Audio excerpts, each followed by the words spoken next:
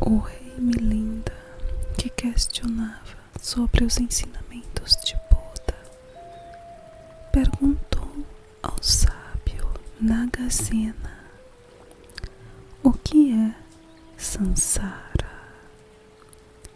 E Nagasena respondeu: ó grande rei, aqui nascemos e morremos.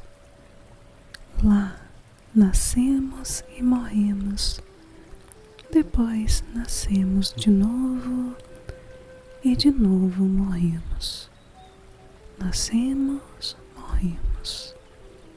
Ó grande rei, isso é Sansara. Então o rei disse: não compreendo.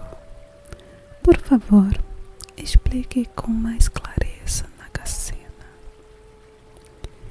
Então ele replicou: é como um caroço de manga que plantamos depois de comer a fruta. Quando a grande árvore cresce, ela dá frutos. As pessoas os comem para, em seguida, plantar os caroços. E dos caroços nasce uma grande mangueira que dá frutos. E desse modo a mangueira não tem fim. É assim, grande rei, que nascemos aqui, morremos ali, nascemos, morremos, nascemos, morremos. Grande rei, isso é Sansara. Já em outro momento, o rei Milinda perguntou: o que renasce no mundo seguinte depois da morte? E Nagasena respondeu: depois da morte nascem o nome, a mente e o corpo. E o rei perguntou: e o mesmo nome, a mesma mente e o mesmo corpo que agora, que nascem depois da morte? Não é o mesmo nome, a mesma mente e o mesmo corpo que nascem depois da morte? Esse nome, essa mente e esse corpo criam a ação. E pela ação ou karma nascem outro nome, outra mente e outro corpo.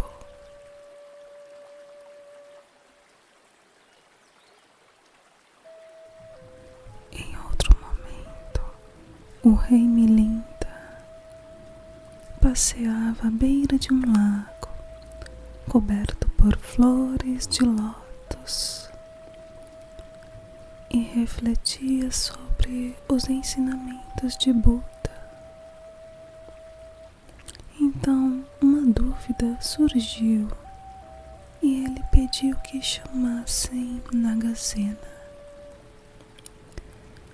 Quando Nagasena chegou, o rei perguntou: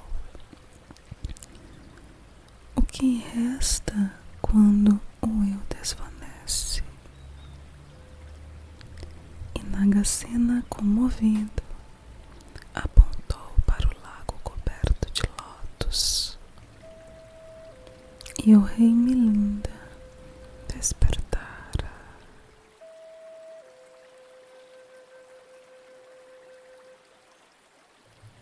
Nos comentários da monja, as perguntas do rei Milinda é um texto de 100 antes de Cristo e tem sido extensivamente estudado pelos budistas, principalmente do sul na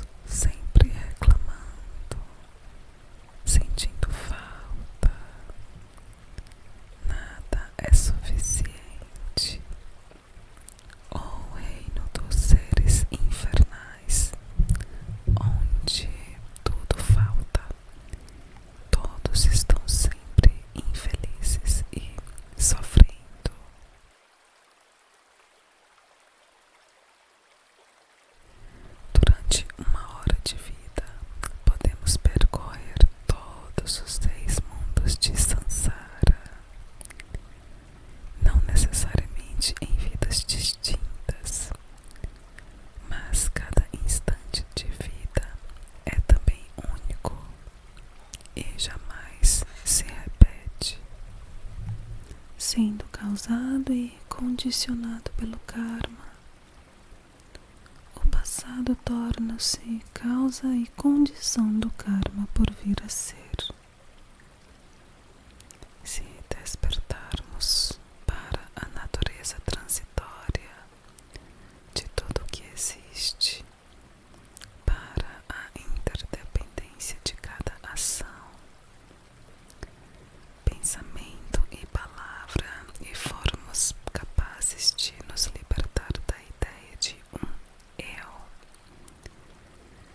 nos livramos do sofrimento, da ansiedade, do culpar e penetraremos no Nirvana. Nirvana é o extinguir, o cessar das oscilações da mente,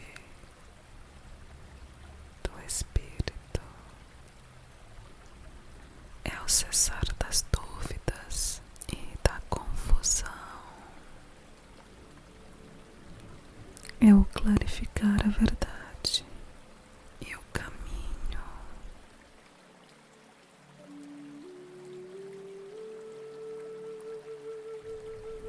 É a libertação. Originalmente, a palavra significa cessar o fogo por falta de madeira, de combustível, cessar o fogo das paixões, pelo aquietar a mente, ou seja, não colocar mais lenha na fogueira. Somente seres humanos são capazes de compreender o Sansara e penetrar o Nirvana, dizia Buda. Portanto, não devemos perder esta oportunidade. Não precisamos deixar para a próxima existência. Nesta vida de agora, podemos alcançar a libertação. Quando o eu desvanece, o não eu se manifesta e tudo é como é.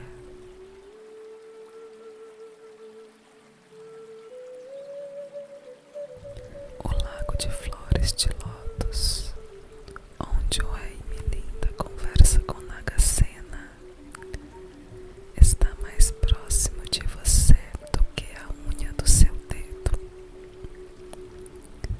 Flores de lótus crescem em águas lamacentas e são puras, imaculadas. A sujeira nelas não se assenta.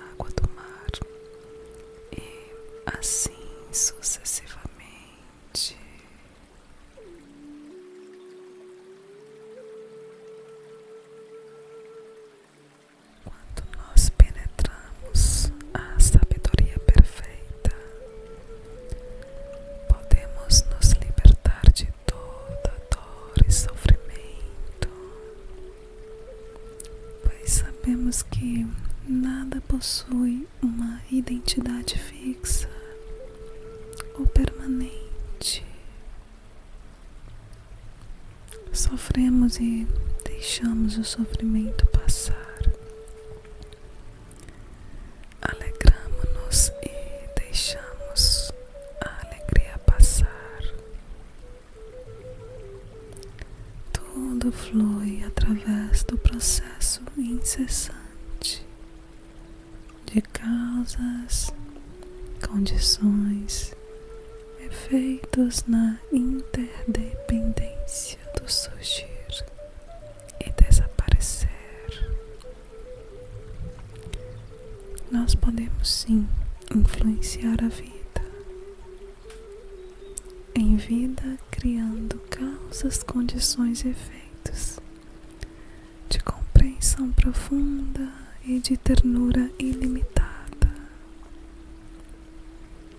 Esses são os princípios da sabedoria e da compaixão, os alicerces da transformação de Sansara em Nirvana.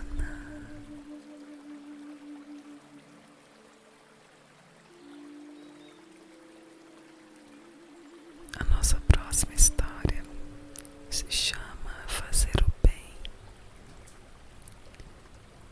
Na China antiga havia um monge zen que, para evitar adormecer durante o zazen, que significa meditação sentada, decidiu fazer sua prática sentando-se nos galhos de uma árvore. Assim, se perdesse a atenção, cairia.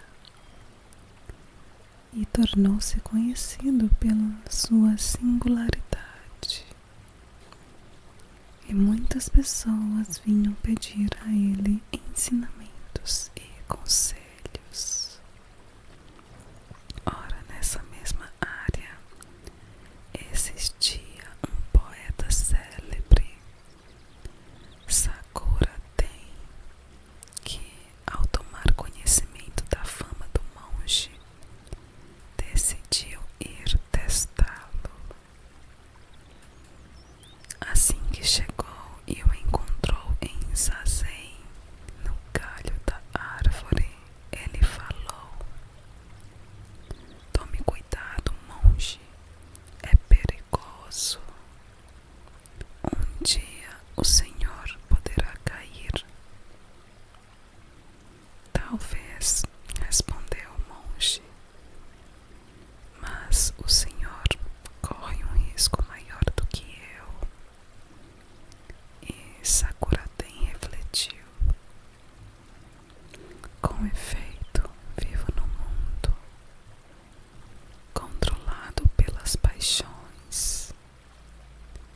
Perguntou então: "Qual é a verdadeira essência dos ensinamentos de Buda?"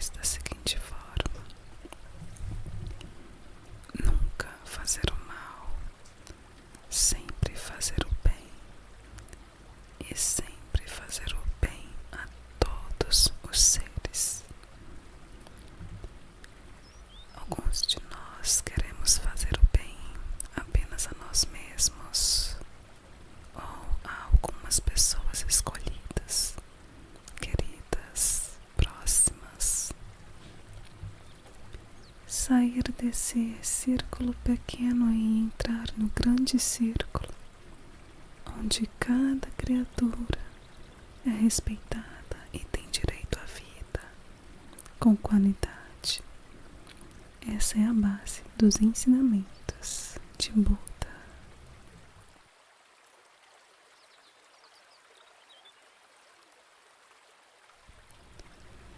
Certa feira, perguntaram a Shakyamuni Buda, o Buda histórico, que viveu na Índia há mais de 2600 anos. Como saber, mestre, o que é fazer o bem e o que é fazer o mal? As situações mudam. O que parece ser o bem numa ocasião pode ser o mal em outro. E Buda respondeu: se o que você for fazer levar o maior número de pessoas à verdade, será o bem. Se você afastar as pessoas da verdade, será o mal. A monja conta que queremos um manual, muitas regras para nos sentirmos protegidos e saber como agir. Tomar responsabilidade pelas nossas escolhas é mais difícil e até temeroso. Entretanto, se conseguirmos compreender em profundidade as regras de ouro e as pusermos em prática nas nossas vidas, tudo vai ficar mais simples e harmonioso.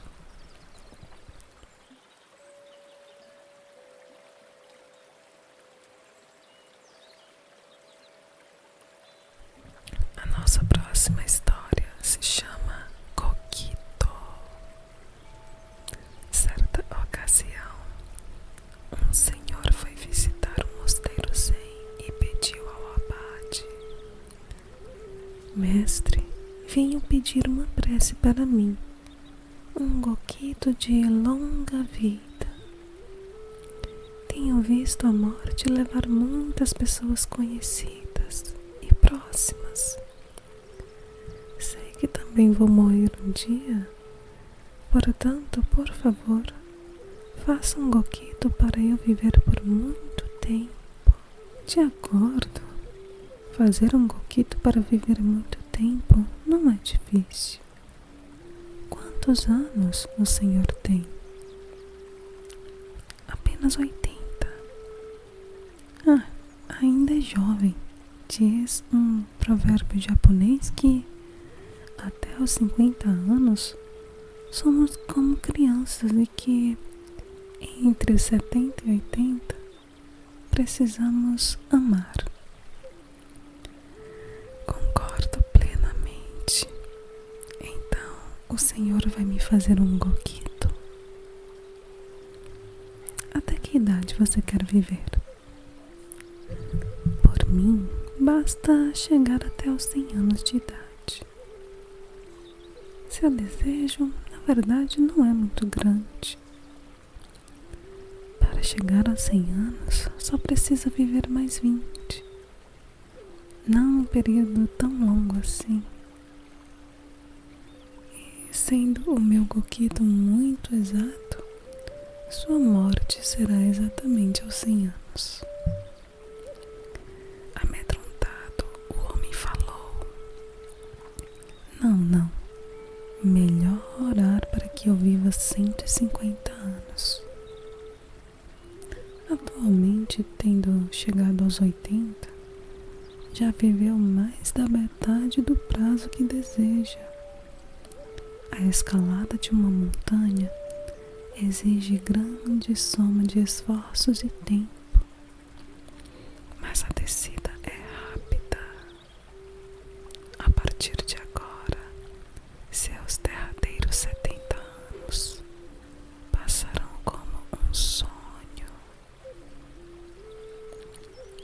Nesse caso, eu peço para viver então 300 anos. E o monge respondeu: como seu desejo é pequeno, somente 300 anos. Diz um provérbio antigo que os crows são aves de cerca de 1 metro de altura, e as chamadas crus japoneses têm o corpo e as asas brancas. Dizem que os crows vivem mais de 1000 anos e as tartarugas 10.000.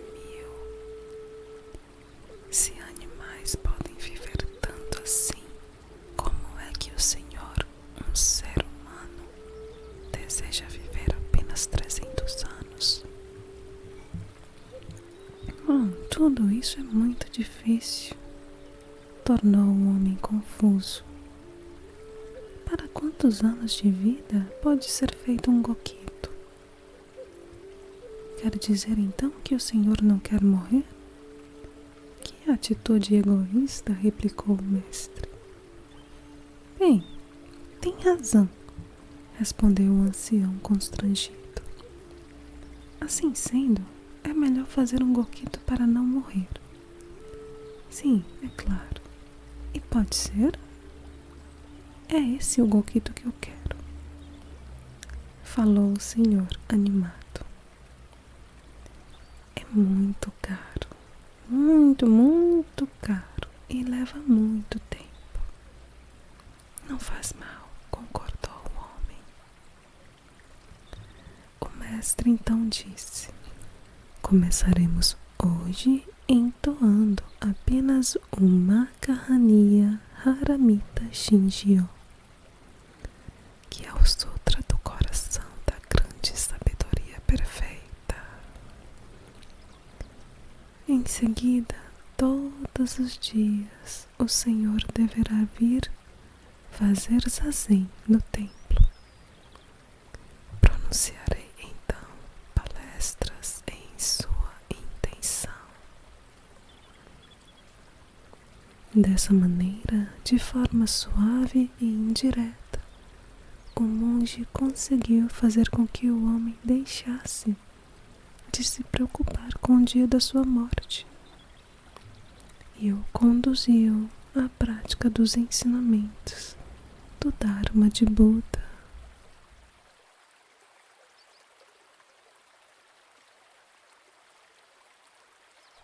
A monja explica que, na história, o senhor de 80 anos está com medo de morrer, apegado ao seu corpo e à vida.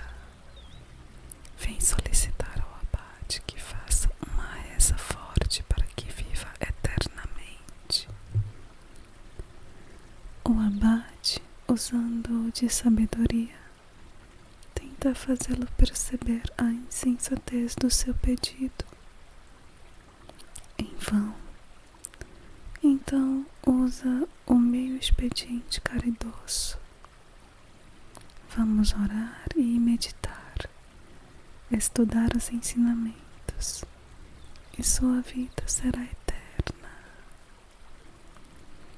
Que bonito, se realmente compreendermos a impermanência e vivermos de forma digna. No momento de morrer, não teremos medo nem arrependimentos.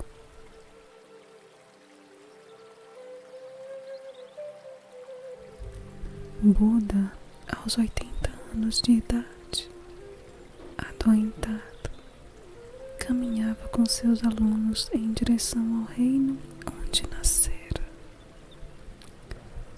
Quando teve de parar e fez o seu último sermão, orientou seus discípulos a se manterem firmes nos votos e princípios dos ensinamentos.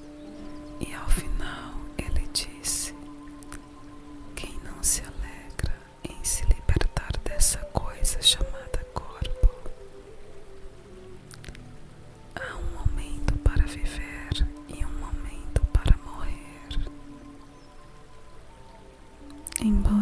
percebamos que cada instante inúmeras formas de vida nascem e morrem, bem como as células do nosso corpo. Ao momento da morte, do despedir-se desse corpo, dos relacionamentos, mas é como a onda do mar, que deixa de ser onda, mas continua sendo água salgada. Quando assim o compreendemos, percebemos que morrer não é perder a vida, é retornar à origem.